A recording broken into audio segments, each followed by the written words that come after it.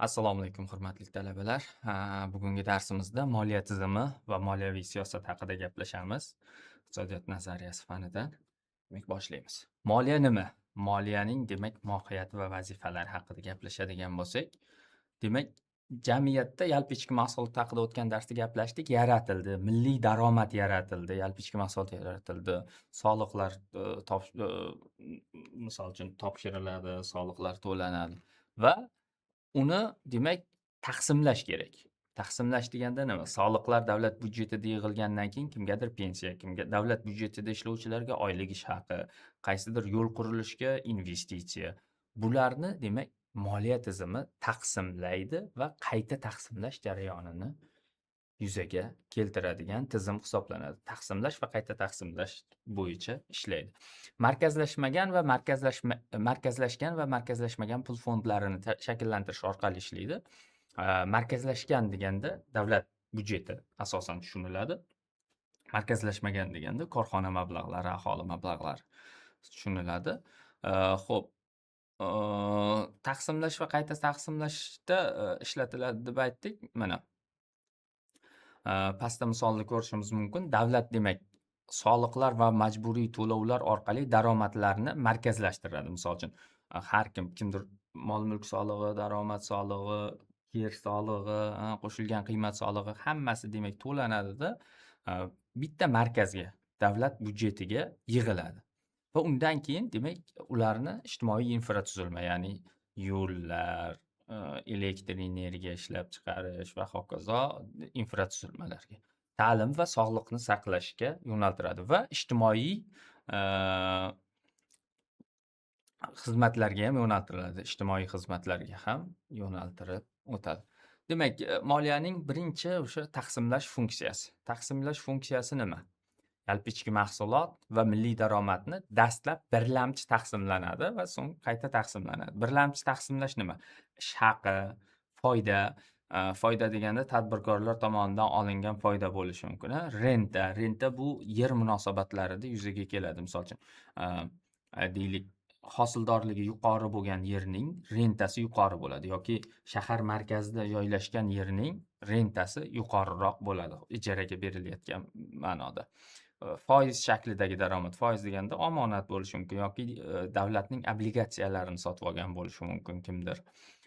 Endi qayta taqsimlash nima? Soliqlar, majburiy to'lovlar, subsidiya, dotatsiya, transfer to'lovlari orqali amalga oshiriladi. Qayta taqsimlashda demak soliq imtiyozlari berilishi mumkin, subsidiya berilishi mumkin.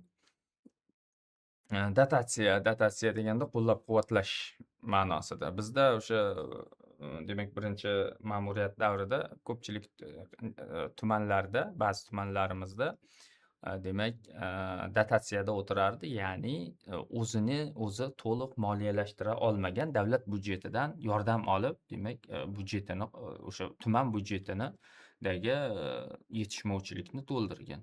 Hozirgi kunda bunaqa tumanlarimiz yo'q. Demak, mana shuni aytsak bo'ladi.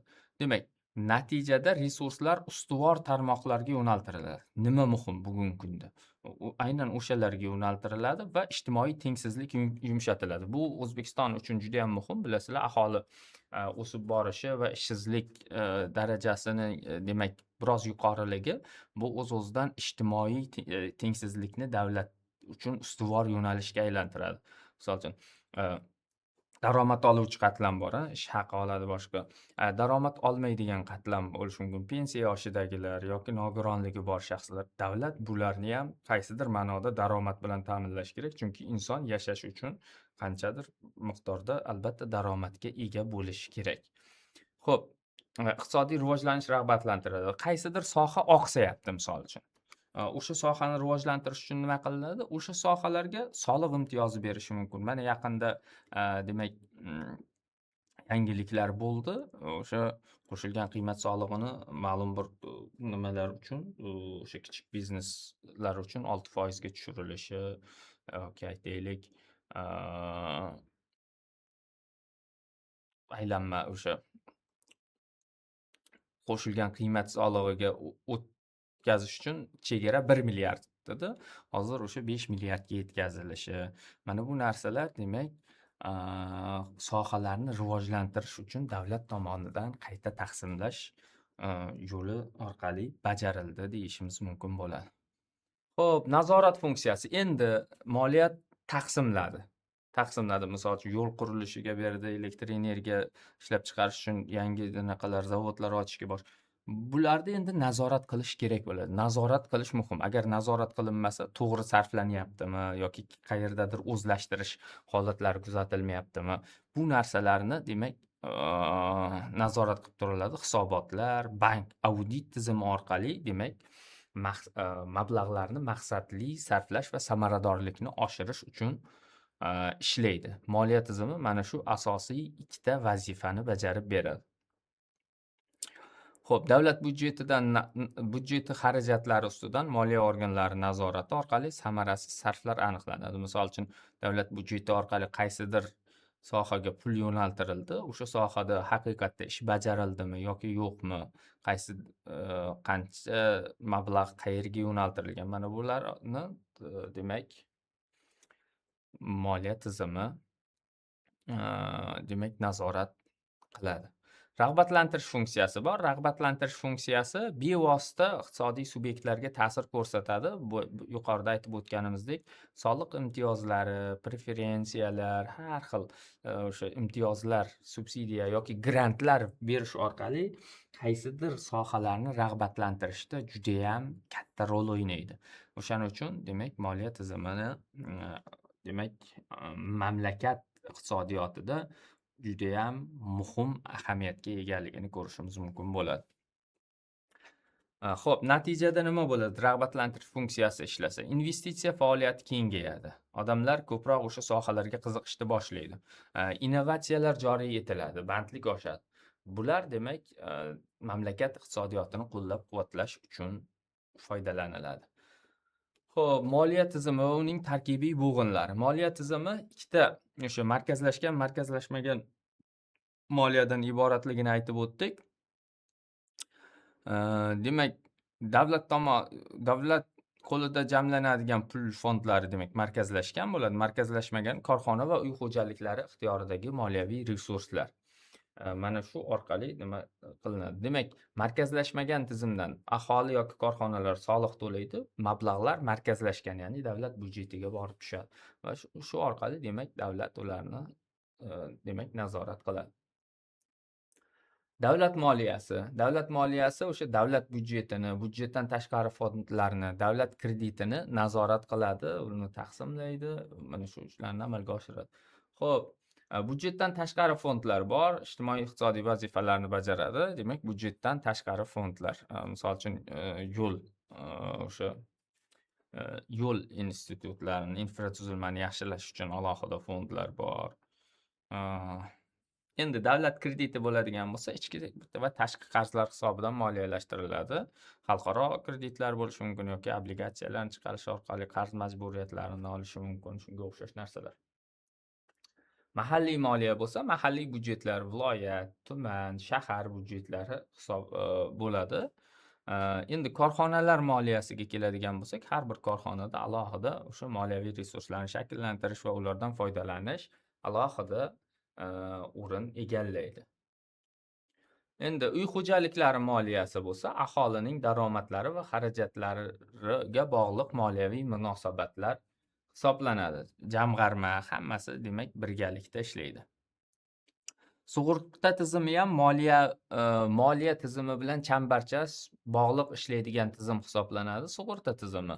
Demak, kimgadir kredit ajratadigan bo'lsa, albatta uni sug'urtalash talab etiladi. Ko'pchilik holatlarda o'sha orqali demak sug'urta tizimi ham moliya tizimiga yaqin o'sha yo'nalish hisoblanadi.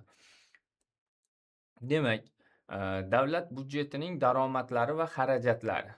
Davlat budjetining daromadlari va xarajatlarini o'rganib chiqish nega muhim? Demak, davlatning o'sha asosiy daromadi qayerdan shakllanishini tushunishimiz uchun va xarajatlar qayerga asosan yo'naltiriladi. Mana bu narsalarni bilish muhim hisoblanadi. Demak, asosiy manbalari nima daromadining? Soliqlar birinchi o'rinda 90% dan ortiq, demak, davlat budjeti soliqlaridan shakllanadi.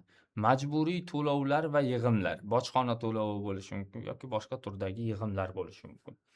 Davlat mulkidan tushadigan daromadlar, dividend, ijara haqi. Davlat mulkidan tushadigan daromad deganda, misol uchun, biror bir davlatga tegishli obyekt bor, uni biror bir tadbirkorga nimaga bergan deylik, foydalanishga.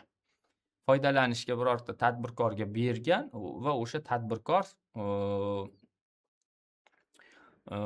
buni foydalanadi va foydalanishi evaziga ijara haqi to'laydi. Mana bu ham bevosita davlatning budjetiga borib tushadi. Xo'p, davlat krediti va boshqa tushumlar. Keyin dividendlarga to'xtalmoqmiz. Dividendlar deganda nima? Demak, davlat qaysidir korxonada ulushga ega va o'sha demak topilgan foydadan aksiyaga egaligi tufayli demak dividend to'lab beradi. Bu ham davlatning daromadi tarkibiga kiritiladi. Xo'p, ichki tashqi qarzlar, grantlar bu ham boshqa tushumlar misoliga kiradi. Chunki davlat qarz olsa ham, misol uchun grant berishsa ham davlatning budjetiga yo'naltiriladi yoki bevosita o'sha nimaga yo'naltiriladi, qaysidir fondlarga yo'naltiriladi va bu orqali demak davlatning asosiy daromadlari shakllanadi. Xarajatlar nima?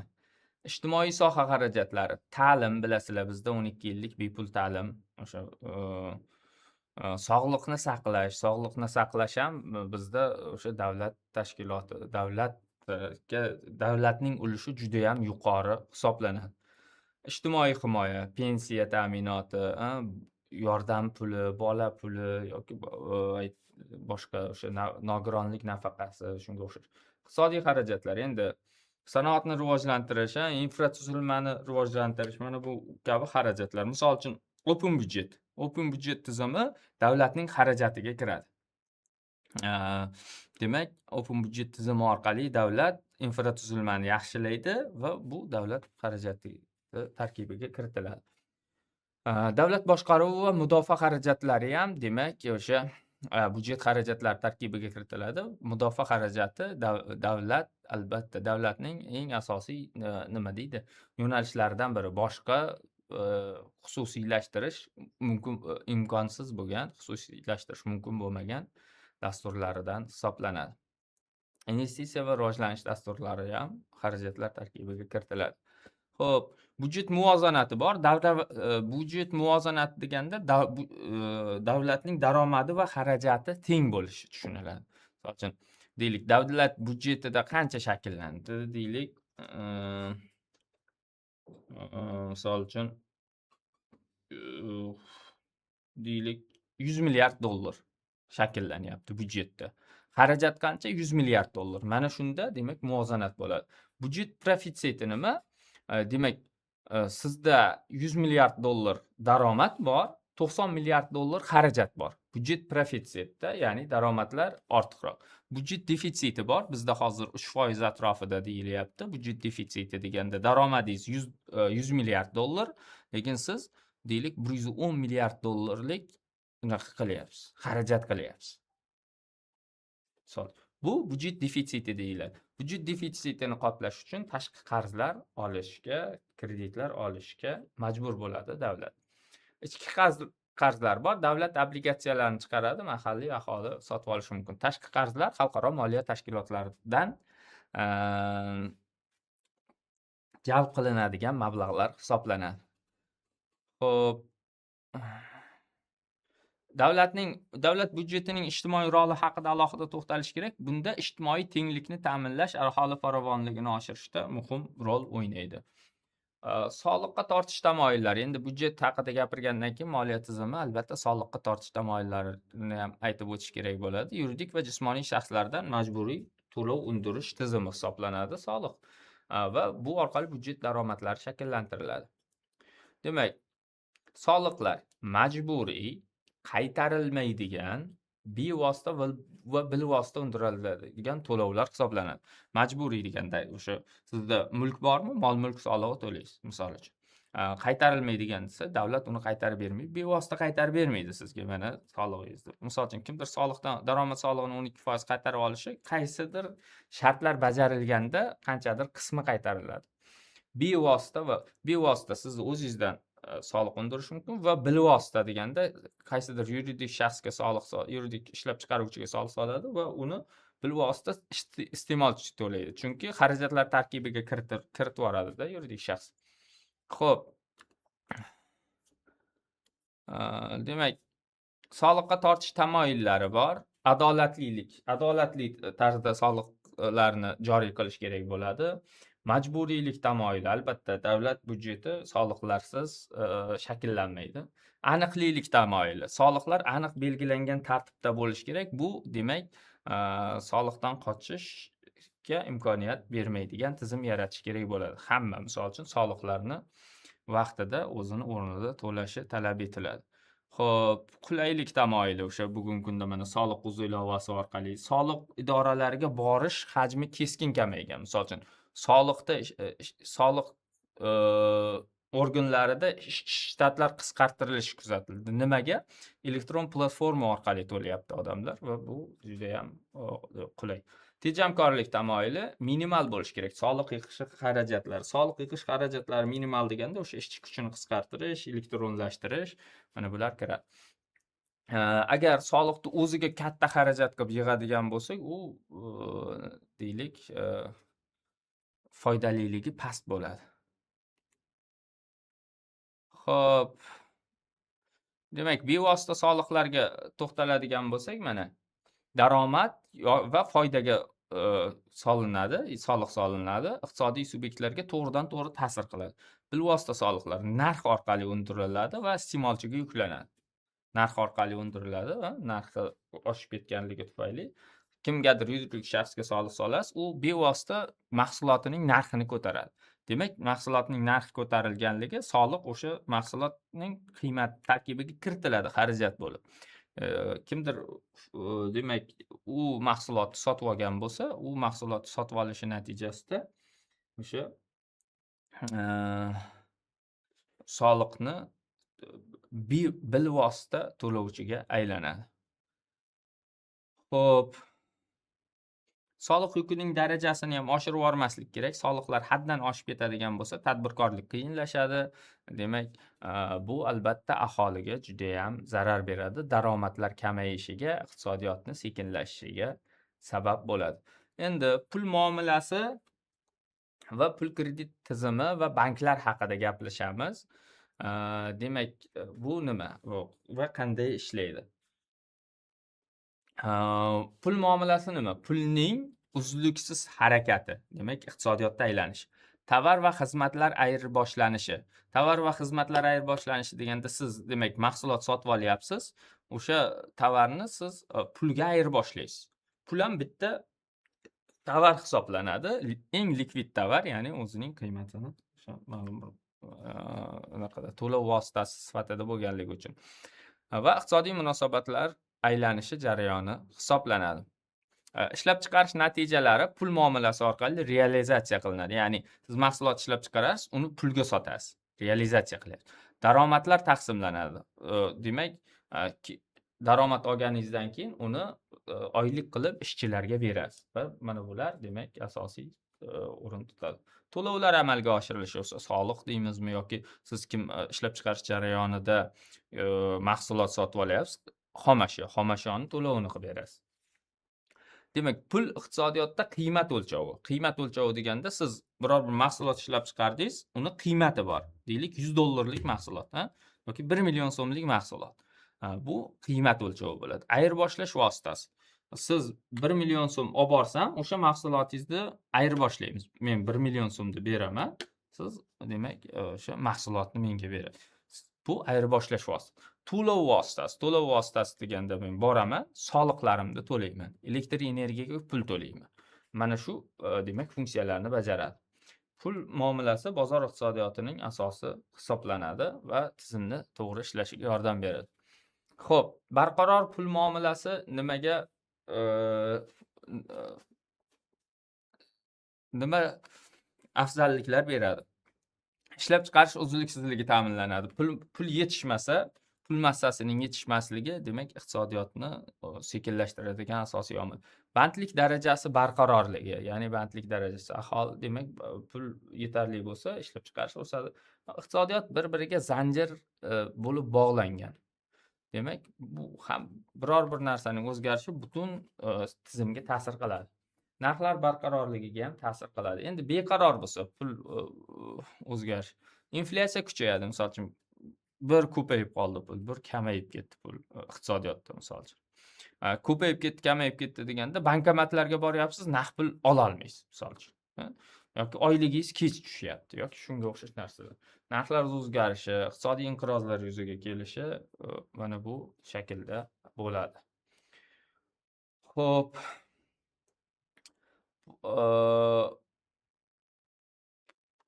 pulning o'sha qonuniyatlari bor. Mana bu narsalarni ko'radigan bo'lsak, tovar va xizmatlar hajmi, narx darajasi, pul miqdoriga ta'sir qiluvchi omil pulning aylanish tezligiga ham bog'liq. Pulning aylanish tezligi deganda, iqtisodiyotdagi 1 so'm pul 1 yil davomida necha marta aylanib kelyapti. Bu qanaqa bo'ladi? Misol uchun, sizda deylik, aylanma kapitalda 100 million so'm pulingiz bor.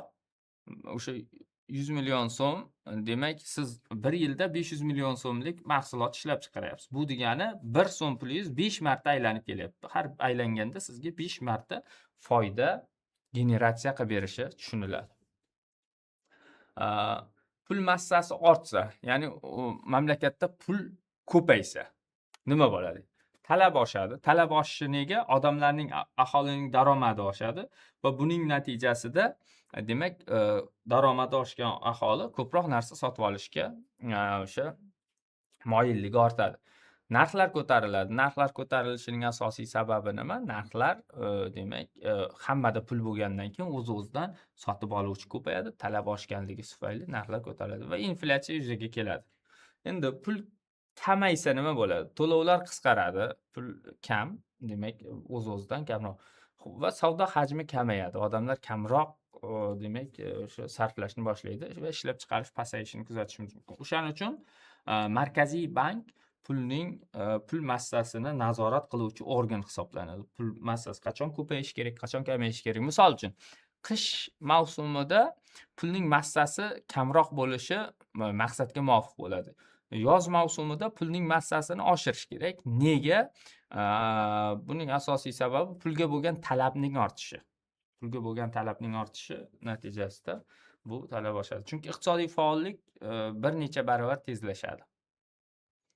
Xo'p, demak, pul tizimi va davlat roli haqida gaplashadigan bo'lsak, mana pul tizimi milliy valyuta, pul emissiyasi, pul muomalasini tartibga solish tizimi, hammasi hisoblanadi. Demak, davlat Markaziy bank orqali pul emissiya qiladi, pulni ishlab chiqaradi. Misol uchun, pulni ishlab chiqaradi. O'tgan darslarda aytdik. Demak, pul massasining 3% ga, yiliga 3% o'sishi iqtisodiyotda eng optimal yechim hisoblanadi. Iqtisodiyotda deyiladi. Undan oshiq oshsa, demak, inflyatsiya kuchayib ketadi. Mana shuni nazorat qil. Emissiya deganda pul ishlab chiqariladi, yangi pul. Xo'p, pul massasini nazorat qiladi. Pul massasining agregatlari degan narsa bor. Boshqa fanlarda bu chuqur o'rgatiladi, pul va banklarda. Agregatlar, turli xil agregatlar bor. Eng keng foydalaniladigan M2 agregat hisoblanadi. Aynan o'shani nazorat qiladi ko'proq. Bank tizimi orqali pul aylanishini boshqaradi. Ya'ni, misol uchun, Markaziy bank pulni emissiya qilgandan keyin uni qanday tarqatadi? Tarqatishi tijorat banklariga beradi. Tijorat banklari ularni oylik qilib tarqatadi. Boshqa kredit beradi kimgadir boshqa. Mana shu tarzda taqsimlaydi. Xo'p,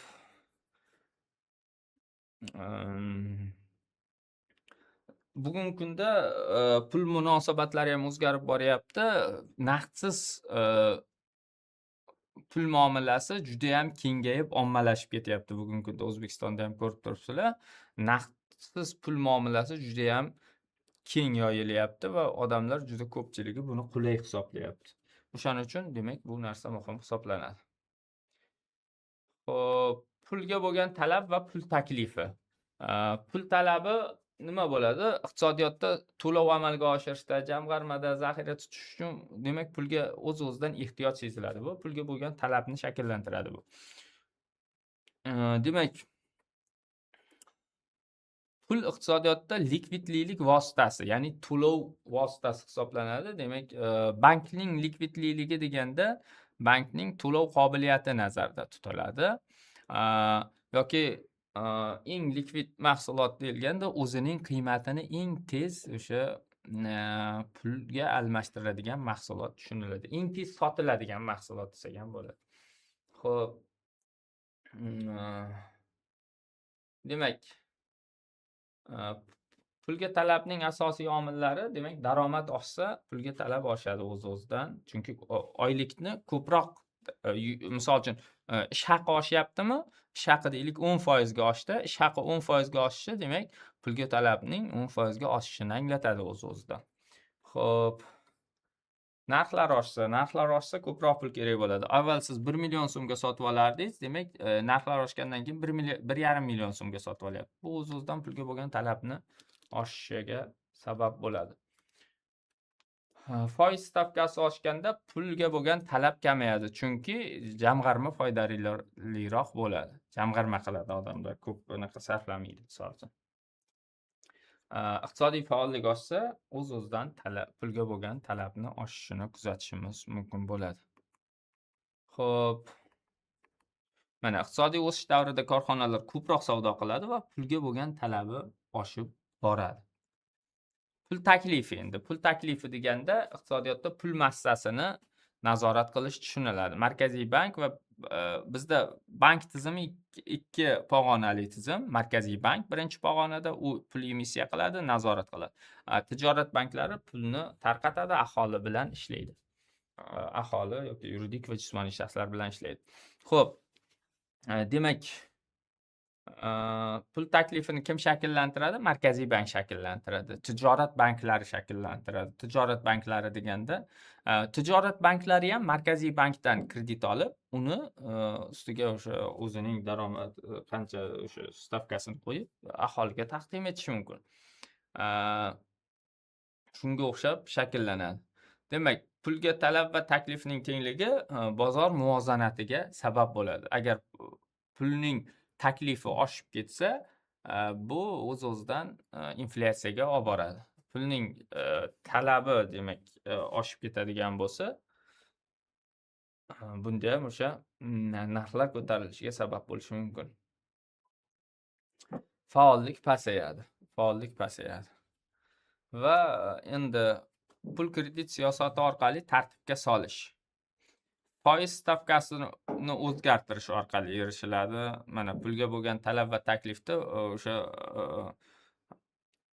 pul bozori muvozanatida ko'rishimiz mumkin. O'sha ma'lum bir nuqtada kesishadi. Pulning massasi o'sha nuqtada eng aktual, eng yaxshi bo'ladi. Xo'p, talab va taklifning o'zaro bog'liqligi, demak, pulga talab oshsa, pulning qadri oshadi. Misol uchun, dollarning o'sha dollar kursi ham xuddi shunaqa ishlaydi. Dollarga ko'proq o'zbekistonliklar sotib olishni boshlasa, kurs oshadi.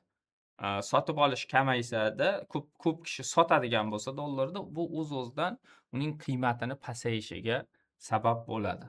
Bu butun dunyo bozorida xuddi shunaqa ishlaydi. Xo'p, ularning muvozanatda bo'lishi makroiqtisodiy barqarorlikni ta'minlovchi asosiy omil hisoblanadi.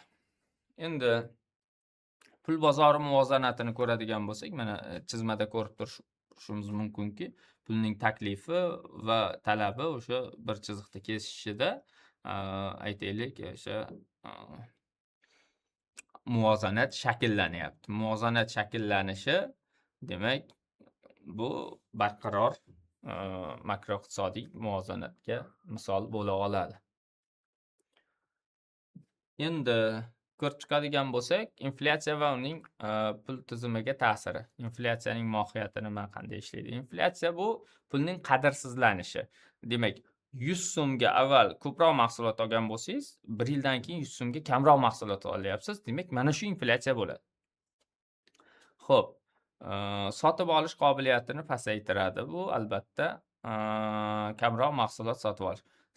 Sabablar talab inflyatsiyasi. Yalpi talab oshib ketsa, bu o'z-o'zidan inflyatsiyani yuzaga keltiradi. Ya'ni ko'pchilik biror bir mahsulotni sotib olishga harakat qiladi. Bu o'z-o'zidan narxini ko'tarilishiga va inflyatsiyani tezlashishiga sabab bo'ladi. Taklif inflyatsiyasi. Endi ishlab chiqarish xarajatlari oshib ketadigan bo'lsa, bu o'z-o'zidan narxlarni oshishiga sabab bo'ladi. Misol uchun, deylik, elektr energiyasini narxini oshishi ma'lum bir ma'noda inflyatsiyaga ta'sir ko'rsatadi. Chunki elektr energiyadan butun mahsulotlarni ishlab chiqarishda foydalanasiz, misol uchun. Va bu o'z-o'zidan narx oshishi sizning mahsulotlaringizni ham narxiga bevosita oshishiga ta'sir qiladi. Pul emissiyasini ortishi inflyatsion bosimni kuchaytiradi. Pul emissiyasi deganda Markaziy bank ko'proq pulni bosib chiqaradigan bo'lsa, demak, bu o'z-o'zidan o'sha inflyatsiyani kuchayishiga sabab bo'ladi. Endi o'rmalab boruvchi inflyatsiya bor, 10% gacha. Bu nazorat qilish mumkin. Inflyatsiyani targetlash orqali. Jadal inflyatsiya bor, giperinflyatsiya bor, 200% dan oshsa, bu Zimbabveda kuzatilgan holat hisoblanadi. Xo'p, kutilishiga ko'ra inflyatsiya, kutilayotgan inflyatsiya prognoz qilinadi, har yili prognoz beriladi. Bu yilgi inflyatsiya falon ko'rsatkichda bo'lishi mumkin. Kutilmagan inflyatsiya bo'ladi. Bu to'satdan qanaqadir iqtisodiy inqirozlar yuzaga kelyapti, nimadir holatlar sodir bo'lyapti. Bu kutilmagan inflyatsiya hisoblanadi. Xo'p, pulga ishonch kamayishi ham, demak, inflyatsiyaning asosiy yomon nimalardan hisoblanadi. Mana 2025-yilda oylik inflyatsiya dinamikasini ko'rib chiqishimiz mumkin. Bu Soliq.uzdan olingan, yo'q, o'sha status saytidan olingan. Demak, eng anaqasida iyun oyida 1,5% ga bo'lyapti. Bu hamma oyliklari qo'shilib o'rtachasi hisoblanib nima qilinadi? Oxirgi inflyatsiya kelib chiqadi. Xo'p. Keyin mana bu -0,2 iyun, demak, iyul oylarida biroz anaqa bo'libdi. Mana shu jarayonlarda ko'radigan bo'lsak, deflyatsiya kuzatilgan, ya'ni inflyatsiyaning teskarisi o'sha narxlar pasayganligini ko'rishimiz mumkin. Endi o'sha davom etamiz. Kredit, vaqtincha bo'sh pul mablag'lar, kredit haqida gaplashamiz. Demak, kredit nima? Vaqtincha turgan bo'sh mablag'larni qaytarish sharti bilan qaytarish bo'lishi kerak. Foiz to'lovi bilan muddatlilik asosida berish hisoblanadi. Kreditda ko'pchilik juda yaxshi biladi, kreditlar bilan tanish. Demak, bunda o'sha ko'rib chiqadigan bo'lsak, korxona misol uchun ishlab chiqarishni kengaytirmoqchi, lekin mablag'i yo'q. Bu o'sha kredit oladi va uni yangi o'sha korxonani kengaytirishga ishlatilishi mumkin. Kreditning manbalari, aholi jamg'armalari. Aholi jamg'armalari deganda kimdir omonatga qo'ysa, bank uni omonatini doimiy saqlab o'tirmaydi-da, undan foyda olish maqsadida 90% dan ortiq qismini olib kimgadir kreditga berib yuboradi. Va shu orqali, demak, nima, korxona mablag'lari, korxonani ham aylanma o'sha mablag'larini ham o'sha nima qilish mumkin bo'ladi. Davlat resurslaridan ham qilish mumkin. O'shaning uchun, demak, bu asosiy nimalar hisoblanadi. Endi ko'rib chiqadigan bo'lsak, asosiy tamoyillar nima? Kreditning asosiy tamoyillari bu qaytarishlik. Albatta, qarzni qaytarish bo'lishi kerak. Agar qaytarish bo'lmasa, bu bunaqa bo'lib qoladi. O'sha grant bo'lib qoladi. Grantda qaytarishlik sharti bo'lmaydi. Grantda asosan biror bir sohani rivojlantirishga sarflanishi aniq bo'lishi kerak. Uning natijasi, kutilayotgan natijasi so'raladi. Xo'p, muddatlilik ma'lum bir muddatga beriladi. 1 yil, 2 yil, 10 yil, 5 yil. Foizlilik deganda nima? Foiz to'lanadi o'sha foydalanish uchun. Va ta'minlanganlik, garov bo'ladi. Endi bizda hozir 100 million so'mgacha adashmasam garovsiz deb rosa reklama qilishyapti. Deylik, ipoteka krediti beriladi. Garov sifatida o'sha ipoteka krediti berilgan uy garovda turadi. O'shaning uchun bu narsa mana shu asosiy tamoyillar bo'ladi. Endi bu kapitalizm iqtisodiyotining asosi hisoblanadi kredit. Kapitalizm iqtisodiyotining asosi. Mana qanday ishlaydi bank tizimi? Bank tizimi demak depozitlarni yig'adi. Mana aholi jamg'armalaridan boshlaylik. Aholi jamg'armalari, depozitlar, bo'sh mablag'lar, keyin uni bank tizimiga depozit qo'yiladi. Bank tizimiga depozit qo'yilgandan keyin yig'ish, kredit, foiz yig'adida uni kreditga chiqaradi keyin. Kreditga chiqqandan keyin investitsiya bo'ladi. Biror bir korxona investitsiya qilib yangi texnologiya sotib oladi yoki boshqa qiladida qo'shimcha daromad oladi va uni bankka qaytarib qo'shimcha daromadni bankka qaytarib beradi. Misol uchun kreditni to'laydi va daromadda alohida aytaylik daromad yaratildi. Xo'p, jamg'armalardan endi jamg'armadan omonatga olgan edi bank.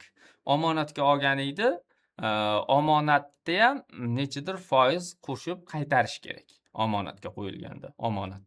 Xo'p, qo'shib qaytarish bo'lgandan keyin bu albatta o'sha bu ham ortiqcha daromadni shakllantadi. Mana shu tizimda ishlaydi. Kredit tizimi bu albatta demak o'sha kapitalizm iqtisodiyotida. Endi islom iqtisodiyotida umuman boshqacha tizim ishlaydi. Yoki aytaylik sotsializm. Bu endi sotsializm hozir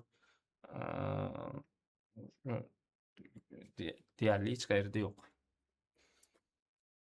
Endi kredit tizimida nima islohotlar amalga oshirildi? KTM tizimi joriy etildi. Ya'ni sizni demak baholaydi.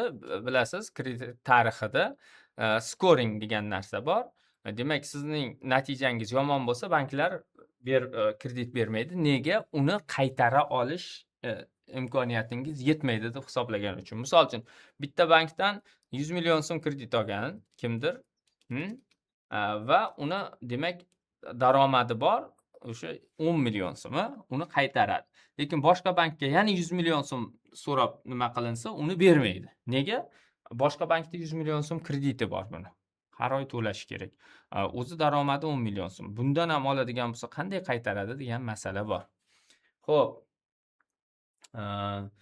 O'sha fintech kompaniyalarining rivojlanishi. Albatta bular muhim, lekin bir narsani ham unutmaslik kerak, xavf ham bor. Xavf deganda nima? Asosiy xavf bu o'sha buni ko'rib chiqadigan bo'lsak, demak, hozirgi aytilayotgan masala shundaki, aholining agar o'sha kredit haqida tushunchasi bo'lmasa yoki aytaylik, uni qanday to'lanadi, qancha vaqtda, qanchalik kreditni muddati uzaysa, siz asosiy qarzdan ko'ra qo'shimcha ko'proq, demak, kreditning foizini to'lashingiz kerak bo'ladi. O'shaning uchun bu tizimlar yaxshilangani zo'r, misol uchun oson olish mumkin, lekin mana shu oson olish, demak, aholini qarz botqog'iga ham botib qolishiga ham sabab bo'lishi mumkin. O'shaning uchun, demak, moliyaviy savodxonlik bu yerda juda ham muhim hisoblanadi. Xo'p. Demak, bank tizimi, pul mablag'larini yig'ish, demak, bank tizimi haqida gaplashib o'tamiz. Markaziy va tijorat banklari. Markaziy bank va tijorat bankni, demak, mana bu joyda yaxshi tushunishimiz mumkin bo'ladi. Markaziy bank mana. Markaziy bank emissiya qiladi. Emissiyani nima dedik? Pulni ishlab chiqaradi. Pulni ishlab chiqaradi. Pulni ishlab chiqarishi umuman noldan chiqarishi mumkin. Noldan deganda nima? Umuman oldin yo'q edi u pul. Demak, yangi ishlab chiqarib, yangi kiritildi. Xo'p, keyingisi yana bitta narsa bor. Eskirgan pullarni ham yangilaydi. Eskirgan pullarni yangilash nima bo'ladi? Eski pullar bor edi. Hozir ko'pchilikka ma'lum, oldin 50 mingtalik, hozir o'sha o'lchami kichikroq, oldin kattaroq 50 mingtaligi ham chiqqan. Hozir deyarli ko'zga tashlanmaydi bu. Sababi Markaziy bank uni yig'ib yangisiga almashtiryapti. Ya'ni eskisini yo'q qiladida, yangi o'rniga o'rin ishlab chiqaradi. Pulning emissiyasida umuman o'rniga o'rin emas, yangi paydo qiladi. Mana shu narsani Markaziy bank amalga oshiradi. Nega Markaziy bank? Demak, nazorat qilish uchun. Uning asosiy funksiyasi iqtisodiy tizimni nazorat qilish Markaziy bank. O'shaning uchun Markaziy bankka berilgan. Pul kredit siyosatini ham demak Markaziy bank yuritadi. Misol uchun o'sha qayta moliyalashtirish stavkasi bor. Qayta moliyalashtirish stavkasi asosiy stavka hisoblanadi. Markaziy bank tomonidan e'lon qilinadi. Misol uchun bizda deylik 16% misol. O'sha demak tijorat banklariga Markaziy bank o'sha 16% unaqada kredit beradi. Uni olib tijorat banklari deylik 24% ga aholiga beradi. Bu nima degani? O'sha oradagi farq 8% da bankning foydasi hisoblanadi. Tijorat banklari kredit berish, depozit olish, moliya xizmatlari, bu yerda ozgina xato ketdi. Moliya xizmatlariga nima qiladi? Kredit berish aytildi. Depozit olish aholining jamg'armalarini olib, uni misol uchun 20% yillik daromad ta'minlaydi. 20% yillik deganda misol uchun 100 million so'm bersa qo'yilsa omonatga, o'sha aytaylik 1 yilda 120 million so'm misol. Mana shunaqa qilib ishlaydi. Xo'p, endi moliya xizmatlari deganda to'lovlarni amalga oshirish, bank transferlari, misol uchun valyuta operatsiyalari, turli xil boshqa anaqalarni, kartalar ishlab chiqarish, mana shularni demak yo'lga qo'yadi. Endi aholi va biznes nima qiladi? Aholi va biznes depozit qo'yadi, kredit oladi, to'lovlar qiladi. Demak, tijorat banklarini o'sha asosiy mijoziga aylanadi. Nega Markaziy bank aholiniga xizmat ko'rsatmaydi? Asosiy sababi uning asosiy ishi nazorat. O'sha tijorat banklari orqali boshqaradi, xizmat ko'rsatish. Demak, budjet tashkilotlarini oyligini kim tashlab beradi? Markaziy bankdan bevosita tushmaydi. Tijorat banklariga yo'naltiriladi va tijorat banklari orqali demak pul mablag'lari o'sha aytaylik aholiga oylik sifatida tushirib beriladi kartalariga. Bugungi kunda deyarli hamma joyda karta to'lovlari amalga oshiriladi oyliklarni olish uchun. Bu qulay va o'sha xarajatlarni ham qisqartiradi. Endi demak strukturali o'sha reformani ko'radigan bo'lsak, bu nima degani? Nimalar o'zgardi bugungi kunda? Mana shu haqida gaplashamiz. Demak, 2017-yilda erkin konvertatsiya tizimi joriy etildi. Undan oldin qanaqa tizim ishlardi bizda? Bank kursi bor edi, deylik 4000 so'm. Ko'cha kursi bo'lardi, qora bozor 8000 so'm. Bu degani bankdan ola olmasdingiz dollarni bugungi kundagiga.